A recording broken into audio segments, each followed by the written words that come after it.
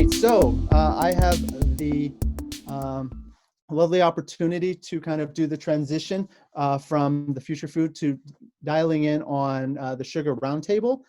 So we have speakers from Israel and Singapore. So thank you everybody for waking up quite early.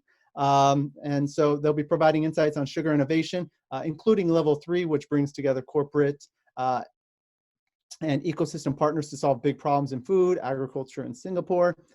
Aaron Sweeney, manager sustainable business and investment at Grow Asia, will be moderating and introducing the speakers. So I will turn off my camera now and leave it to the pros.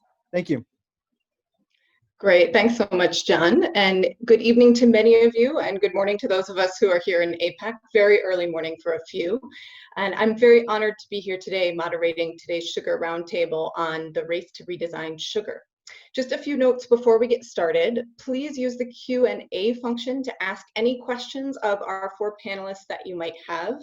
I will be choosing from those and integrating them into our conversation because it is a roundtable, so it's meant to be exciting and interactive. If your question does not get answered, please take an opportunity to use the feedback form where you'll actually be able to see contact details for our 4 speakers. And they've let me know that they're very excited to connect with everyone that is online today. So please use this opportunity to consider it as an introduction to each of them. This session today is about bringing together innovators, investors, CPGs, manufacturers, nutritionists to really generate an exciting conversation about fortified ingredient solutions, and we'll have a deep dive focus on sugar. To give you all a sense of the scale and opportunity, the global industrial sugar market is expected to garner a revenue of about $45 billion by 2027. But the alternative sugar market is also on the rise and expected to hit $10 billion in that same period. So today we hope to shed some light on how food tech innovations can capture a larger share of this market and what corporates are doing to accelerate these innovations. Without further ado, it's my pleasure to introduce our panelists. Joining us today are Liat Cinnamon, the Vice President of Business Development and Marketing at Dumatak, based in Israel. Didier Chanove, Head of Marketing and Digital at Unilever Food Solutions, Singapore and Malaysia. Matthew Godfrey, CEO at Nutrition Innovation with their product, Nucain Raw. And last but not least, Anand Sundaresan, Regional Vice President of Human Nutrition and Health at DSM APAC. Welcome to all of you, and thanks again for joining.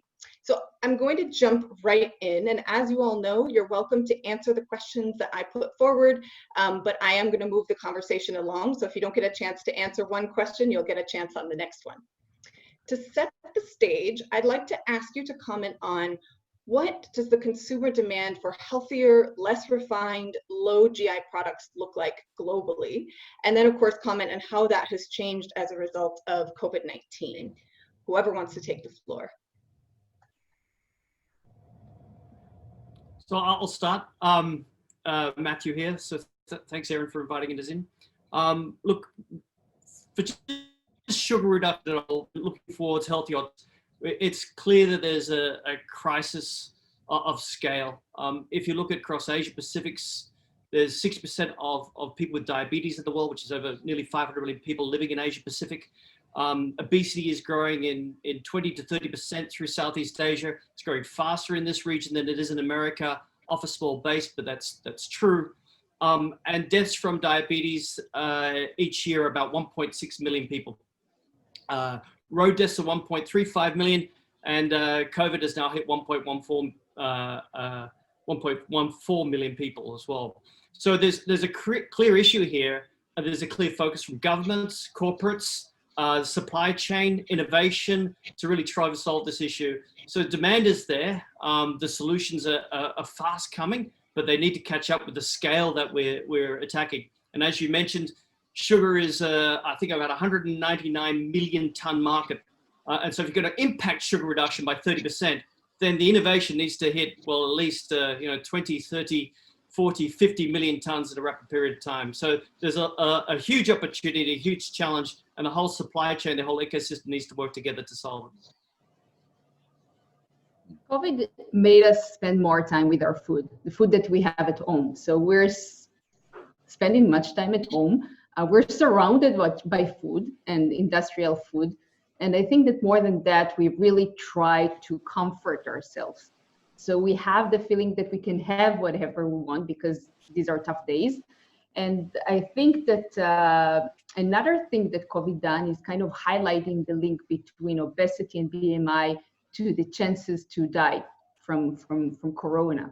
So in my view, it kind of highlights the importance, like for better nutrition today. If we had in our pantries healthier foods with better ingredients, we might go through this period in a healthier manner. Yeah.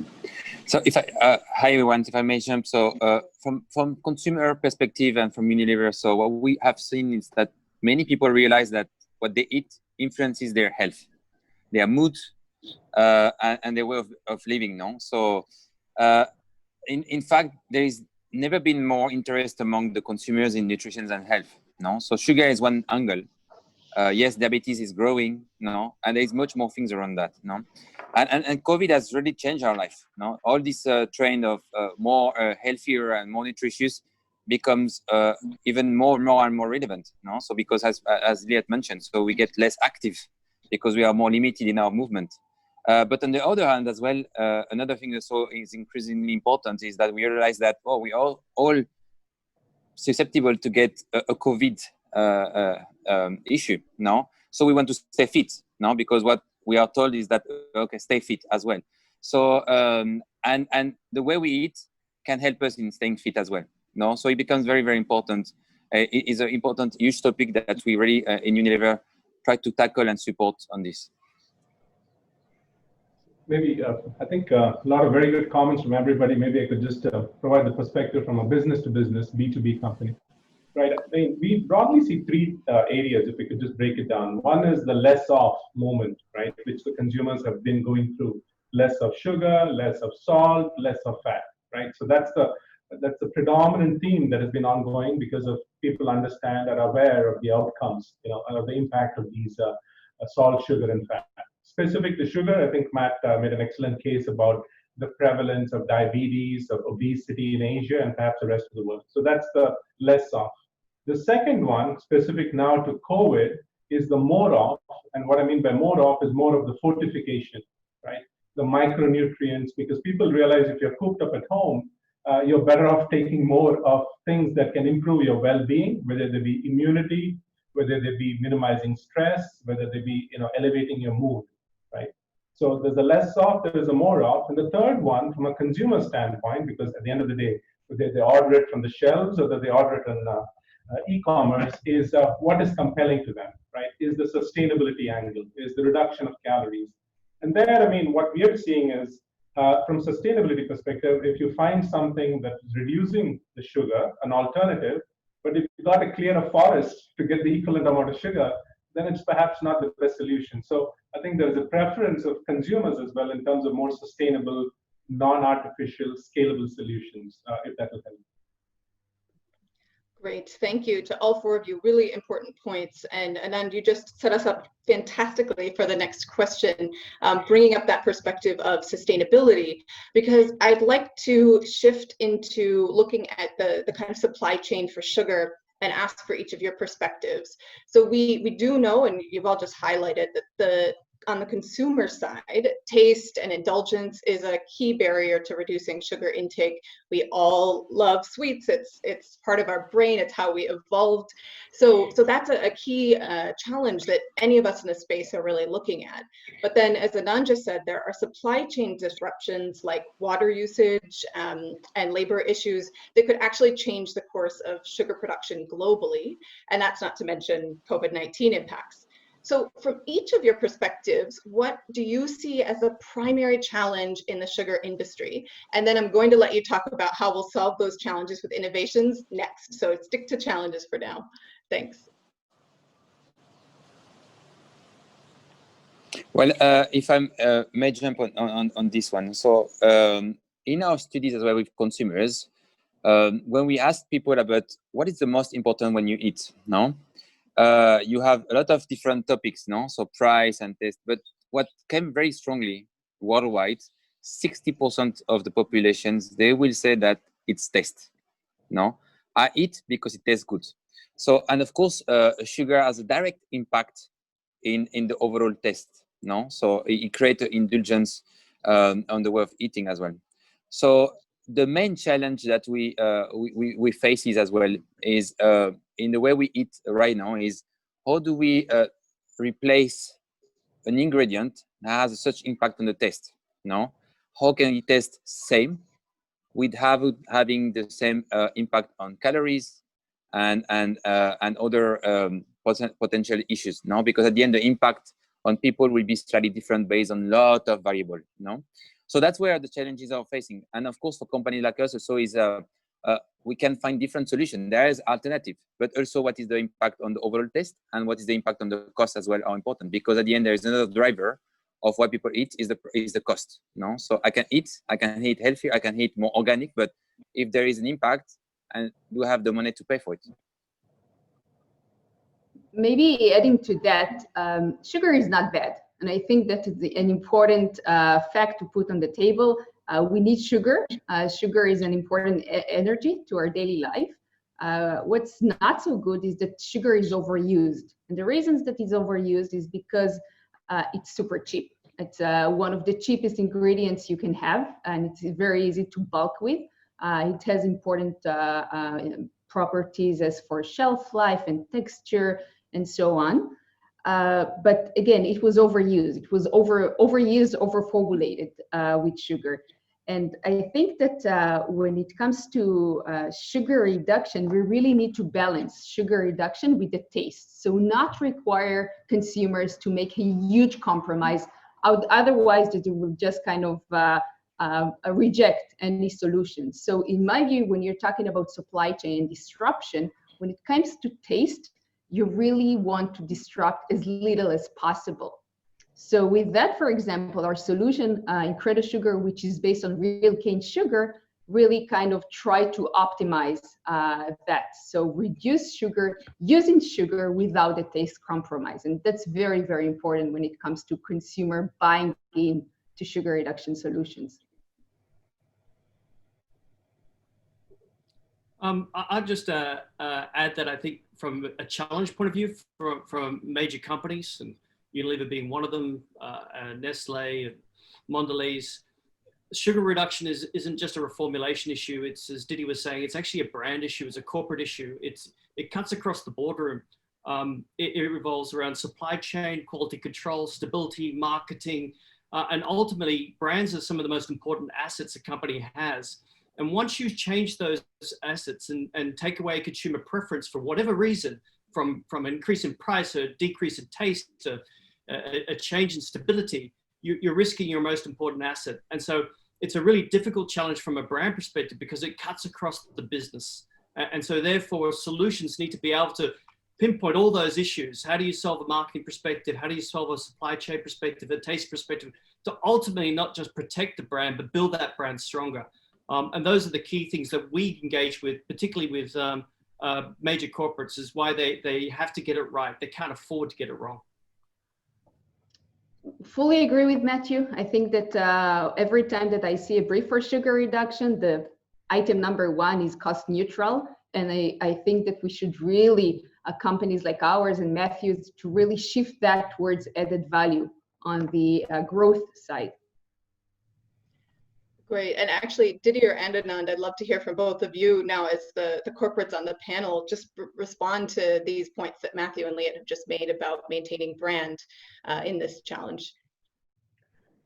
I think it's an excellent point. I mean, for us, right, I mean, as a science-based company, which is purpose-led, we look at it as an opportunity to kind of solve this problem with something better, right? And I talked about sustainability being one of them.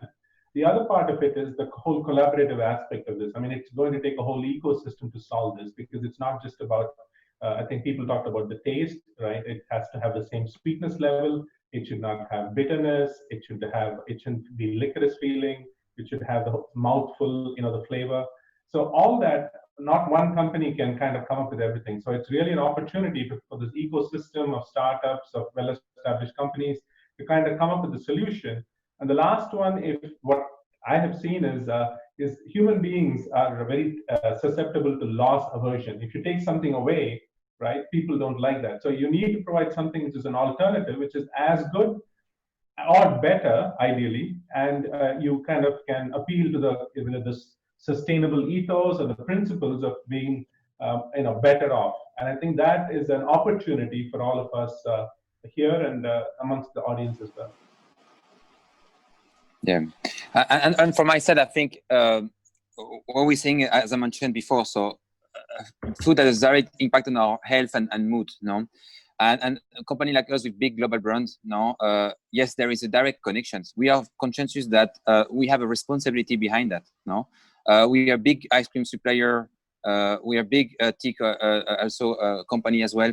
So we are conscious of how do we constantly improve and evolve our products to make it more nutritious, healthier, less sugar, and everything. But we need to stay also on the number one driver, which is a taste. No, how does it taste as good as possible? Because it's what people want, with the less negative impact and more positive impact on your health and mood. So that's where there are the angles. And of course, on top of that, what we're looking for from let's say startups and other companies and partners is how all of this fits within the right cost. Because again, we live in a world where people, they don't have more money to spend, okay?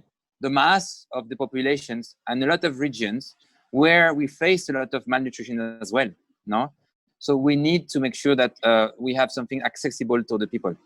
And a company like us in Unilever, we try to democratize the access to this kind of food. So we have a direct responsibility. We work hardly on it. And that's what we're looking for around us with the partners. Aaron, could I add just one more quick comment, just to kind of build on that? I think the last point, if this kind of made me realize what Didier said, is it also opens up the sandbox. The sandbox, or the problem is not just about replacing sugar. Can you kind of extend the continuum to say now, hey, now you have a more healthier alternative? Are there other things you can do in terms of regulating your blood sugar, right? Are there things you can do in terms of natural ingredients which can slow down the breakdown of carbs into simple sugars? So the overall health benefit is not just about sugar, but now goes into things like glucose, glycemic index, and so on. So it's a much bigger sandbox for people innovating in this space. Great, and thanks for those really important points toward the end around cost, but also around what companies like Unilever and DSM are really looking for in those partnerships with startups. So actually, Leah and Matthew, I'd like to turn it over to you and ask from each of your perspectives, how do you make a global impact on reducing sugar consumption and providing healthier alternatives, but possibly that are also at the right cost point for some of the corporates you're looking to partner with? So really, how do you make that impact in each of your companies? The question that I ask myself every day. So really what's really unique about our solution is that, as I said, it's based on Incredible Sugar, is based on real cane sugar, and therefore it does not kind of deliver delivers all the taste, so does not require any compromise. And as such, we took upon ourselves a very big mission to provide the consumer healthier and happier foods while significantly curbing the global sugar footprint. So to do that, being a startup based in Israel, I think there are kind of 4 key principles that can assist us to do that. One is to have a really strong and validated technology. And strong doesn't only mean through IP and the uniqueness of the technology, but also add meaningful value to consumers. So consumers have to want it and not forced to use it. And really, for us, every time that we develop a new solution or a new product, we immediately go to consumer-run taste panels, and we only go to market when they say, yes, we like it and we prefer it. Number 2 is providing the food industry with food solutions. So the food industry, big brand, as Matthew said, super sensitive, conservative, and we want to provide the full solution for them and make the implementation of our ingredient as easy as possible. So we go beyond just providing them the incredible ingredient, and we also provide them with the overall formulation. So what to replace the sugar with, be it fibers and proteins and so on. Number 3 is consumer awareness. As I said, consumers have to be aware of the solution and ideally demanding to see it in food products. And as a B2B ingredient company, that's very challenging. And we are investing a lot to better understand how we can do that. And this would be part of our expected launch in the US in early next year. And number 4 is really making the ingredient accessible to the food industry. So we took an upfront decision not to produce Incredo Sugar on our own, but to partner with the leading sugar refiner in North America, and really to make the Incredo Sugar accessible as an economically efficient as possible to small brands as well as to big brands.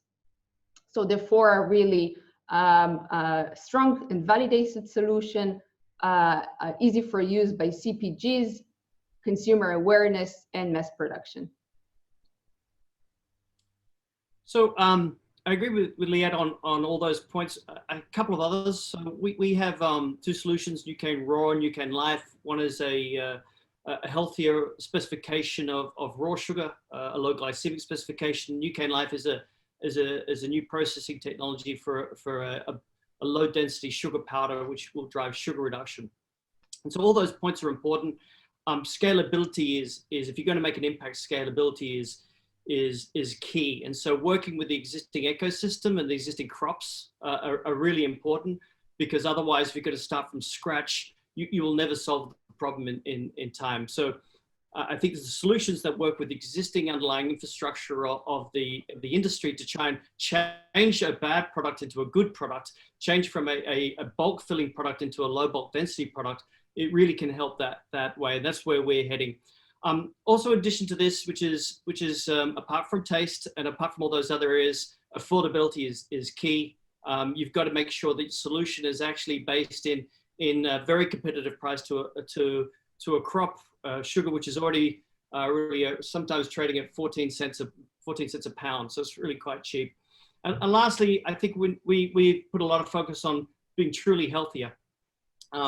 There's been a lot of conversation today, particularly from Anand, talking about, it's not just about the absence of something, it's the more of something. And a lot of previous attempts to drive sugar reduction weren't clean label. They were heading in the absence of something, and I'll pick on maltitol or erythritol, because they tend to have maybe some gastric issues, or if you have some consumption issues, they might have some digestive problems. So what we want is also to have solutions for brands which are actually moving in a positive direction, not just the absence of sugar, but ending up in more healthier products, great tasting, affordable, so actually end up with a win-win for consumers. Fantastic. And I want to actually ask both of you just another question, because let's assume both of you have talked about these benefits that both your products are really able to bring, and this focus around maintaining health, taste, making sure that it's affordable for consumers and for the brands that you're working with. And Liette, you said we don't compromise, but let's just assume that some of the startups in the audience today may be having to decide what to compromise on, or deciding what to focus on. So could each of you very quickly share, just, is there a compromise you have had to make at some point, and how did you deal with that? So taste cannot be the compromise. I think that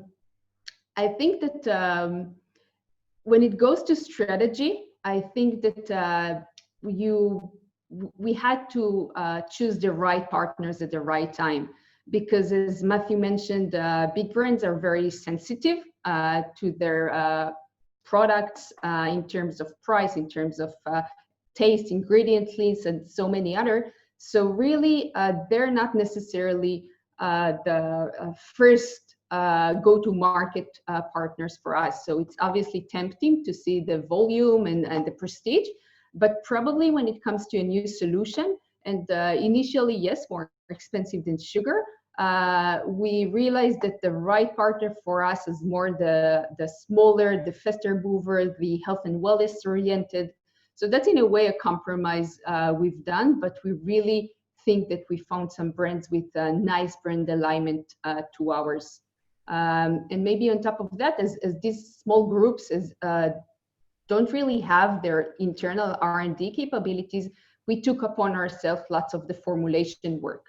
So we developed in-house the capabilities how to formulate for overall better nutrition, not only with Incredible Sugar, but also in partnerships with other shelf products, fibers, proteins, and so on.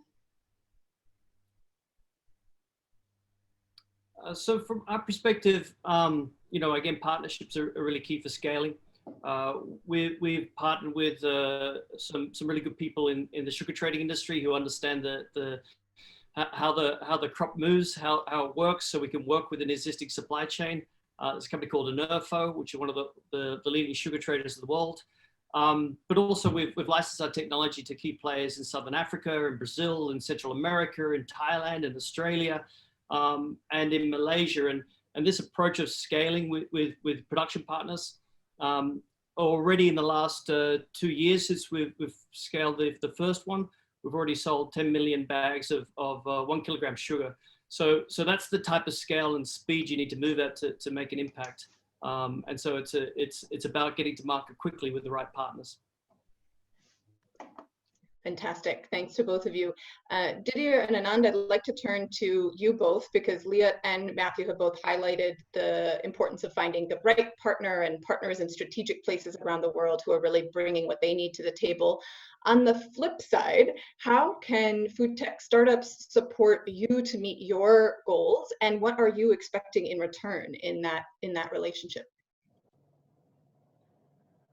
So I'll just use our existing joint venture as an example of collaboration, right? And quite simply put, it's the complementarity of skill sets, right? How do you make the whole bigger by bringing something to the table?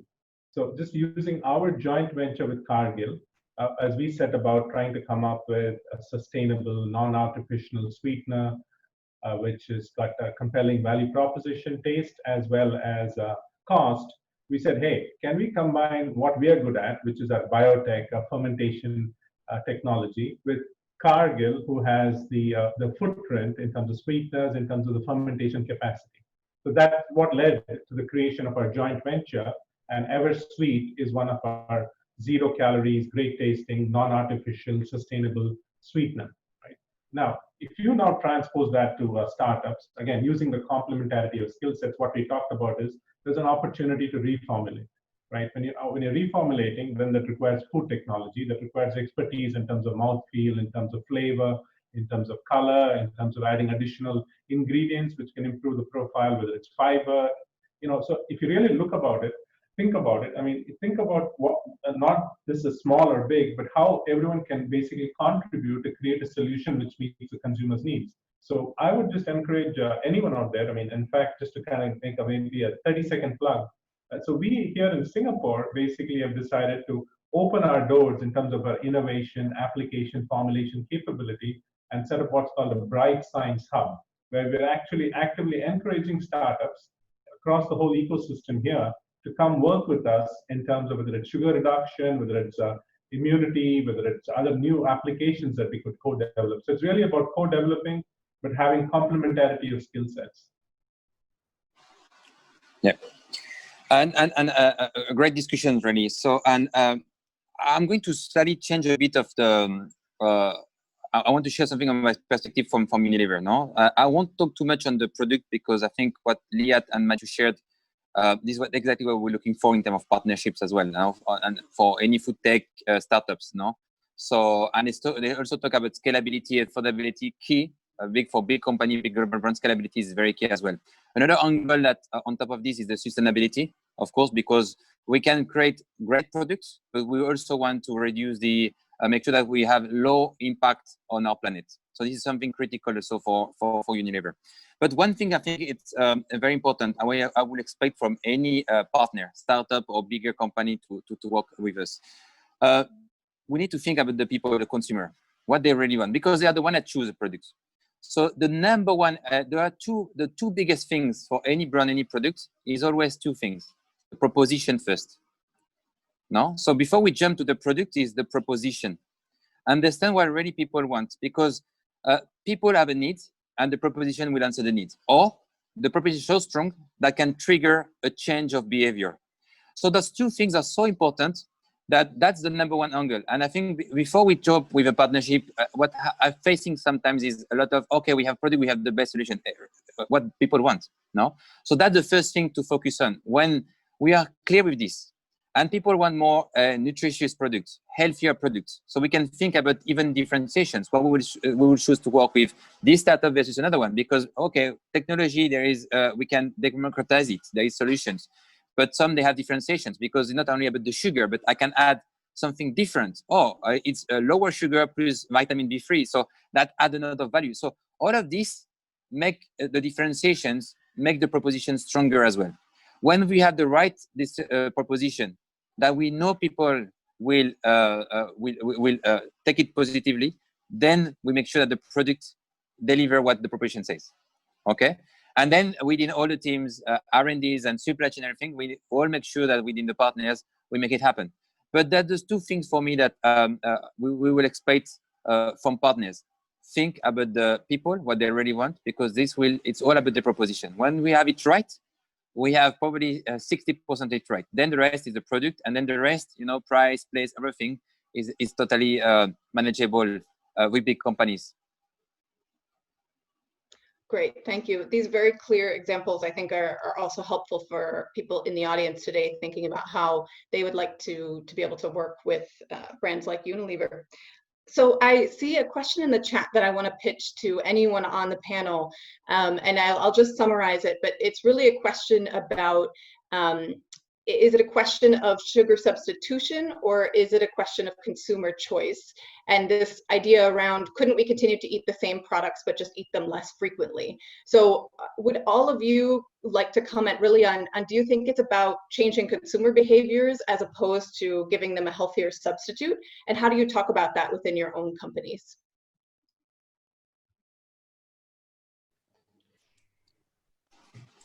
So if I may talk about this. So it's a good point, and this is a bit link of what I was saying a bit earlier. No, nobody is forcing people to eat. No, so nobody's saying, and no advertisement we're saying that saying, oh, you have to eat it every day. No, so it's always a choice of the consumer. But on the top of this, even if the consumers have a choice, yes, there is a lot of education behind this, and we can continue to educate better on this aspect. No, eat healthier. Make sure that you're getting fit, do sports, all of this, it's everywhere. But as a company, we are still responsible of what we put in the market. So we also have to have responsibilities of making sure that everything we do is constantly better, healthier, more nutritious, and contribute positively. And again, the last thing is the sustainability, because we want to make sure that everything we do is not creating another problem for our planet. No, so that's where it's a constant education. So I could not answer with one or the other. It's both to me. To continue Didier's point, I think about the commitment, our commitment to startups and the industry commitment. I think that sugar level or low sugar, reasonable sugar levels should be the new standards. I think that today you have to have, let's say, 25% less sugar than the leading brand in order to make a claim. How about we turn it around? How about a chocolate chip cookie should have a certain standard of sugar, and every brand that has 30% more sugar than that should have an upfront claim saying this product has 30% more sugar than it should have. So I think that we all should be committed for better nutrition. And again, sugar reduction is only one element. It's and it's important element because, as we said, sugar has so many properties and attributes to taste, to texture, and so on. But there's a flip side. And when you reduce sugar, you make room for other good stuff to be brought in. So we reduce sugar, that's great. Our commitment as startup is to really deliver on the taste and everything that we've discussed in order to kind of continue or deliver on consumers' interests. But then we make room for other ingredients. And I think that we should be very careful to what we put instead and make sure that every ingredient that is being put in our food has some functionality or good impact on our health. And actually, I want to pass it to Anand because I'd like to hear directly from you, Anand, from DSM's perspective. would this sugar standard work? Yeah, I mean, we are seeing the regulatory frameworks across different countries in Asia because they're responding to the prevalence of obesity, right? I mean, even in Singapore Food Authority basically says if you have to put something on a claim saying it's fewer number of calories, it needs to have a 25% lower calorie limit to have that claim, right? And Singapore has even gone a little bit further beyond in terms of also saying, in terms of having ratings for different beverages based on their sugar content. I mean, from our perspective, I mean, in the end, it's going to be the consumer choice. And as a science-based company, what we are focused on is how do we bring something on the table which is innovative, which is sustainable, right? I mean, we also have a lot in terms of our purpose towards sustainability, and which actually fills or provides a solution in this space. So that's our focus in terms of trying to, whether you call it nudge or whether you call it trying to provide solutions, that's where we are focused on in the space. And I think everyone made some excellent comments about consumer awareness driving some of these changes. I'd just add that choice is important. I think people like, I'll pick on Coca-Cola, that they've offered 0 calorie, 0 sugar colas for 20, 30 years. So choice has been in the market. It hasn't really always solved the problem. I think what Didier said is important. It's about purpose.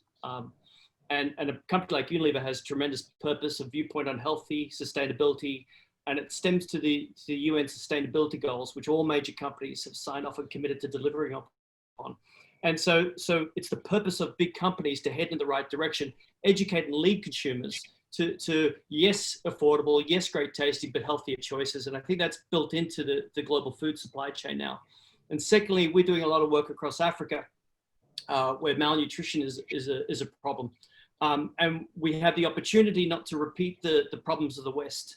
And we have an opportunity to give them affordable, healthier carbohydrates so that actually we don't see a second wave of epidemics of obesity and diabetes coming in these markets as large proportions of Indonesia, Vietnam, Africa switch on to if you like, more processed foods. So I think purpose and choice are really, it's up to the major brands of the world to lead and educate as well. And I think some of them are doing a really, really good job.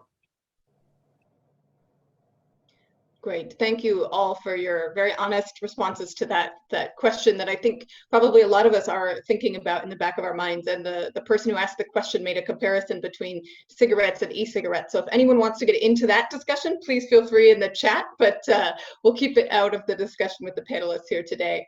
I know that we have about 5 minutes left. So what I'd like to do in these 5 minutes is leave the audience with a question for all of you that I hope will really help the innovators in the audience think creatively about how to fill a market gap.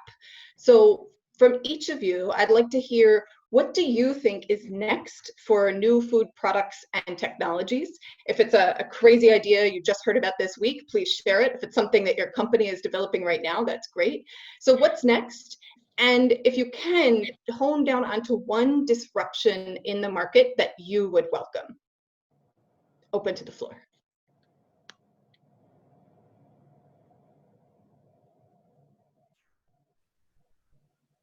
Is everybody shy? I'll give an idea. But what we're passionate about, heading into the future is not just the topics we talked about today, but the emerging and fascinating area of the gut-brain axis, and understanding the connection between all the micronutrients that Anna was talking about, the natural flavonoids and polyphenols are in products, low-release carbohydrates, and how they positively impact a whole range of important digestive health areas, including beyond anti-diabetic to anti-anxiety and even mental health issues. So, we see the future of moving past, I think, as Anna started, which is not just less of something, but more of something. And food as nutrition can actually have a very positive impact on that whole area. And we're quite focused on evolving the conversation, evolving our technologies from sugar solutions into that area. So it's a quite exciting journey in that area. I saw one actually, which was, sorry, go ahead. No, go on, Anna. No, I was looking at the chat and I was actually, someone stole my line. In fact, Alison Furch says food is medicine. I think that's one of the things that we see overall. in terms of the trend, right? What is it that we can do? Because we are primarily in the in the preventative space. We're not in the curative space if you look across where nutrition plays a role. But there's definitely a growing acceptance about nutrition, whether you look at it from micronutrients, malnutrition, or in terms of sugar, salt, fats. And I think that trend is, to me, as someone who likes innovation, technology, I think this technology can be a force for good in terms of ensuring better outcomes, no matter if you're in Singapore or in the US or in Papua New Guinea. And that gives me a lot of hope in terms of how technology and problem solving can make much better, not just in terms of outcomes, but also in terms of sustainable solutions. So we may leave the world a better place than where we start. Adding on this and adding also the same thing on food as a medicine. So health and wellness is a big tailwind, no? So I imagine the same thing. What I see in my discussion with the F&B industry is, well, how can we, for me, the more we eat, the more we get healthier, no? That will be the amazing, no? But on this angle is that what values or what things we can add to our products that contribute to our health and mood, no? How make it happier? How do we feel our well-being better, no? And I'm seeing in the F&B discussions about how can we add vitamins to our dishes, no? In the restaurants and everything. So I do imagine in the coming years that soon we will have maybe burgers where we have burgers with omega-3 or things like that, no? So that's something that also come around. So again, sugar is one big topic, no? Because sugar has a direct impact on calories, of course, and on other potential illness. But we need to think a bit more like nutrition and overall nutrition, because this is where I think things are moving, and I see a lot of discussion around that part. So, and you see a lot of vitamins brand, you see a lot of discussions that coming out. So how do you combine this a bit together? I think this is where there is a big opportunities there.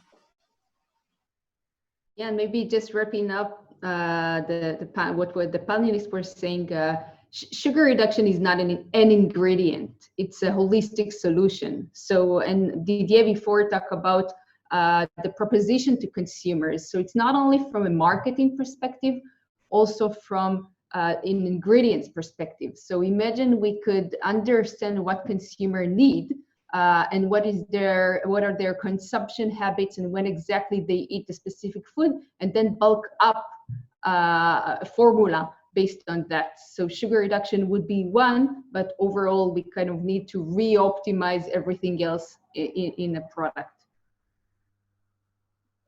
Fantastic. Thank you. You have been absolutely fantastic panelists, really incredible points, and you're very to the point, which I know virtual audiences always appreciate. So I'd like to thank all of you for the insights that you've shared here today, and just kind of highlight a few things that I heard coming out of the conversation as being really key. So this focus on balancing taste with cost, affordability, sustainability, and especially health. Looking at the kind of purpose of a company when they're coming to offer marketing around certain products, but also looking at consumer choice and how those things balance. Really focused on the right and strategic partnerships between food tech startups and their corporate partners. And we heard some fantastic examples from the panel here today. And then Leah, I'd just like to pick up on what you said at the end, looking at sugar as a holistic solution. And as Didier said, not necessarily looking to go to the vitamin industry, but rather integrating the kinds of health and nutrition solutions into what we're already eating and what we're already enjoying as consumers. So with that, again, thank you so much to our panelists, and thank you to the forum for inviting us here today. And I'll pass it back to John.